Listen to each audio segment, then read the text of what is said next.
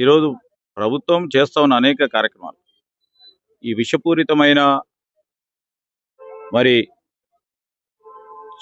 కొన్ని social media platforms ఈ విధంగా చేయొద్దని, ఎందుకంటే దాంట్లో అధికారులను కూడా మరి ఆ జిల్లాలకు సంబంధించిన అధికారులని పెట్టడం జరిగింది.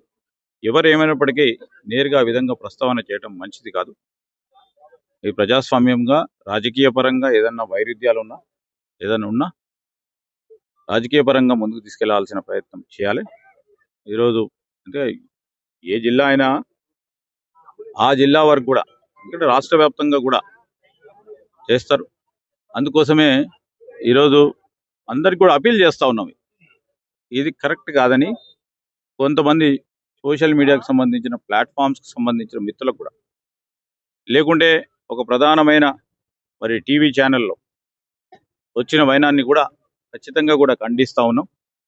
అధికారులు నిష్పక్షపాతంగా వారు పనిచేస్తా ఉన్న సందర్భంలో వారికి మోరల్గా ముందుకు తీసుకెళ్లే ప్రయత్నం చేయాలని, ఈ విధంగా చేయొద్దని అపీల్ చేస్తా ఉన్నాం. ఇది ఇప్పుడు పొంగులేటి శ్రీనివాసరెడ్డి గారు చర్చ సందర్భంలో అడిగినప్పుడు సమయం వచ్చినప్పుడు చూస్తా ఉన్నారు. ఇప్పుడు ప్రస్తుతానికైతే అది ఏం లేదు.